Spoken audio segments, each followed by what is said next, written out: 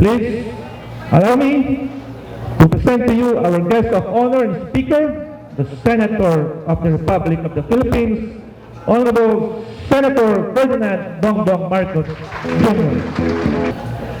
Magandang gabi po sa inyo. Good evening to you all. I thank you very, very much for this very kind invitation for this joint induction ceremony, which I understand is not something that is that happens too often. And I am glad that I am able to participate with you. And of course, I would like to congratulate the inductees, the 6 best class presidents from RC Aduana Malate, Lucy Lapinig. Of course, we have heard from RC Chinatown, Butch Dumbit,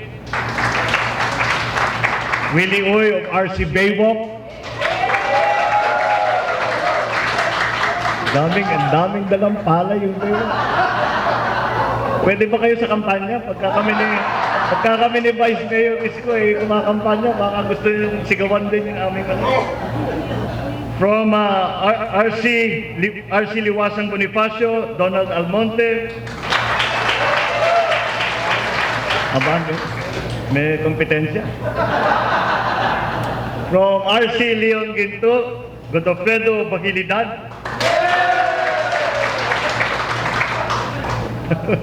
Mukhang magkaka-contest ito ng palakaran. From RC Manila East, Joe Bello. Congratulations to you all. And again, thank you very much for your invitation. And I would like also to thank those who have expressed their support for candidacy in 2016. Dahil 3 beses pala, hindi pa ako nakaupo, 3 na ang nagsabi sa akin na dapat daw akong tatakbo at dapat daw ako maging kandidato for president in 2016. Well, I thank you all very much for your support. It is something that I have been in the midst of this speculation around certain circles as to whether I am going to run in 2016. And of course, this is picked up by the press. And the press would like to ask, at lagi natatanong sa akin, ano bang plano mo? Ano bang plano mo? At ang hirap sagutin dahil sa aking tunay na pananaw, ang Oktubre ng 2014 ay napakaaga para pag-usapan kung ano-ano mang bagay sa politika. It is much too early to talk about that because we have so many things that we need to do. We have so many problems that we face.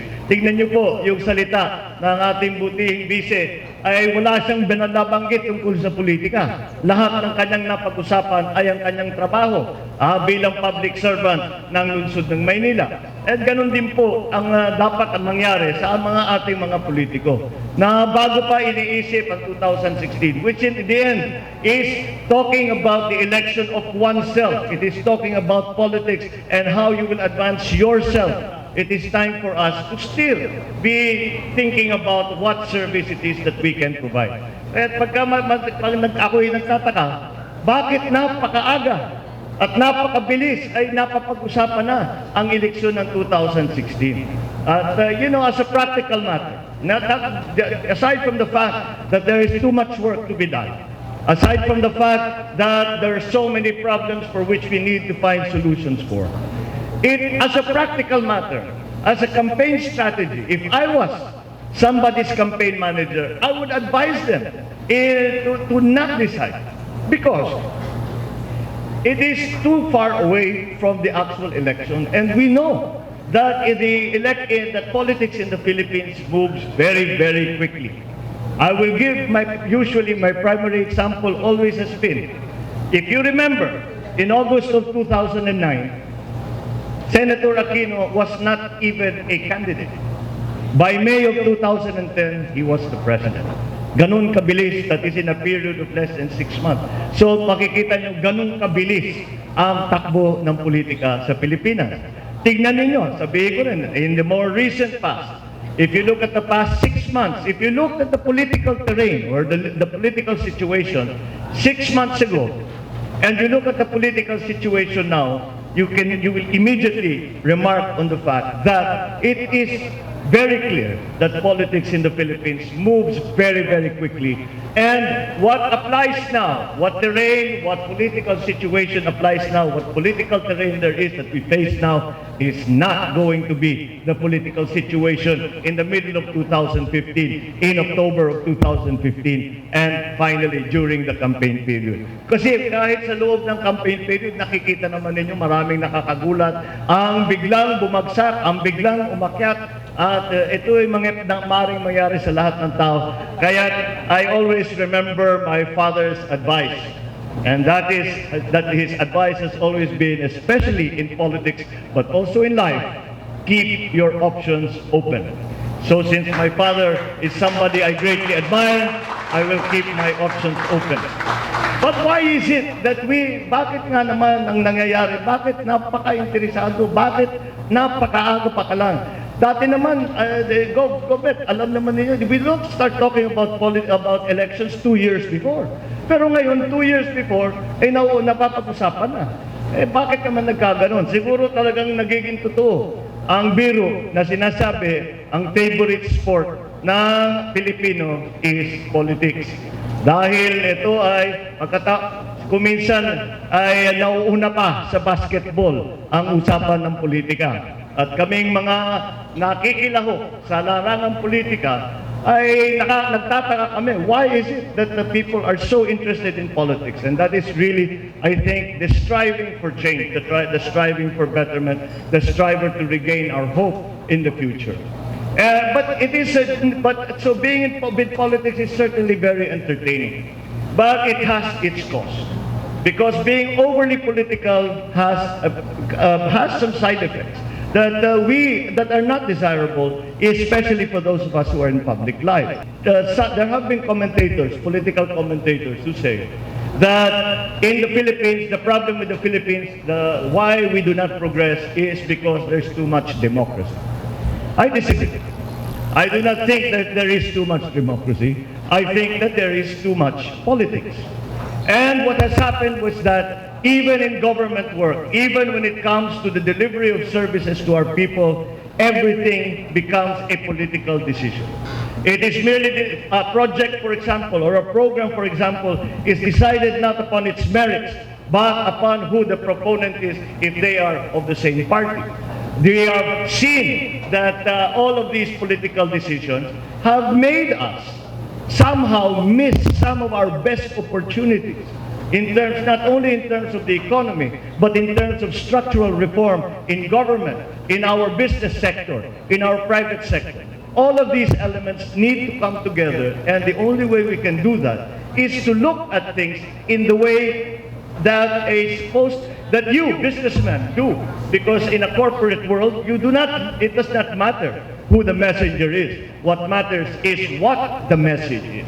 And maybe we in politics have a lot to learn, because the side effect or the cost to that kind of attitude, of thinking only in terms of politics, is a great cost to our government. Why do I say that? I say that because from punishing your political opponents, you weaken the institutions of government. With the impeachment of a Supreme Court justice, a Supreme Court Chief Justice, you weaken the judiciary. By arguing and fighting with the Supreme Court, you are weakening the Supreme Court and the judiciary. By causing all kinds of investigations, making all kinds of accusations, the PDAC scandal, what happens to the congressman, what happens to the senator, is instead of doing our work, we have to stand up and we have to explain that these accusations are completely baseless. But why do we have to do that? It has only been brought about by this overly politicized. All the debates are just overly politicized. And by doing that, you also weaken the other branch of government, which is the other department of government, which is the legislature. And do not let it be said that I am accusing one side or the other, because even the executive, with the DAP with the DAP scandal, with the DAP being rendered unconstitutional by the Supreme Court, has also weakened the executive. This is a worrisome trend. This is a worrisome development. I do not say that it is only one president that has done it or one administration that has done it, but I worry that this is in fact a trend now that is happening in our country. That is happening, that we are beginning to forget the idea that our jobs in the positions that we hold are not to continue holding those positions, but to serve our people, to continue to try to alleviate the problems that they face, to try and somehow to make better the lives that they live, and somehow to change the world and make it better from what we found it. That is the job of a public servant. Of course, you politics cannot be completely dismissed. That is our method of choosing our leaders.